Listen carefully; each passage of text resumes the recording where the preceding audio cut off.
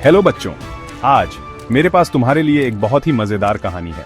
ये हमारे दोस्त मोंटी बंदर और उसके दोस्त चंपा लोमड़ी और गज्जू हाथी के बारे में है और कैसे उन्होंने मिलजुल कर काम करने का महत्व सीखा। तो ढोलकपुर जंगल में कड़ाके की सर्दी पड़ रही थी। मोंटी, चंपा और गज्जू ने ठंड से बचने के लिए एक साथ एक घर में रहने का फैसला किया। उन्होंने एक प्लान बनाया। चंपा खाना बनाएगी, गज्जू घर के काम करेगा और मोंटी बाहर से खाना और पानी लाएगा। सब कुछ बढ़िया चल रहा था। गज्जू ने जल्दी ही काम खत्म कर लिया। मोंटी सूरज ढलने से पहले सामान लेकर वापस आ गया और चंपा ने स्वादिष्ट खाना बनाया।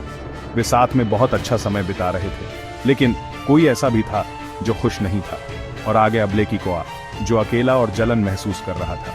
ब्लेकी ने मोंटी को बाहर जाते देखा और कहा, अरे मोंटी, तुम सारा काम क्यों कर रहे हो? चंपा और गज्जू अंदर आराम से बैठे हैं और तुम इधर उधर भाग रहे हो। क्या तुम उनके नौकर हो? मोंटी को बहुत गुस्सा आया और वह चंपा से बात करने के लिए वापस घर भागा।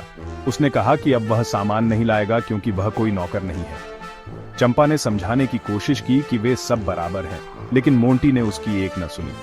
तो चंपा ने मोंटी का काम संभाल लिया और मोंटी खाना बनाने लगा। लेकिन चीजें ठीक नहीं हुई। सब्जी काटते समय मोंटी की उंगली कट गई और फिर खाना बनाते समय उसका हाथ जल गया।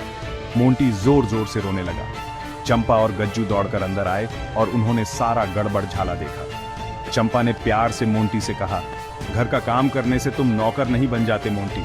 हमें वो करना चाहिए जिसमें हम अच्छे हैं। मोंटी को अपनी गलती का एहसास हुआ और उसने माफी मांगी। चंपा ने झटपट एक स्वादिष्ट खाना बनाया और वे सबने मिलकर उसे खाया।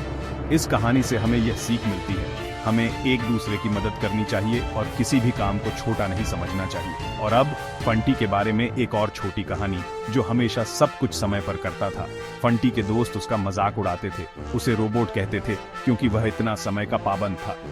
एक दिन कुछ कहास लोग फंटी के घर आए और उसे कम उम्र में सबसे ज्यादा चीजें याद रखने का वर्ल्ड रिकॉर्ड बनाने के लिए एक अवार्ड दिया।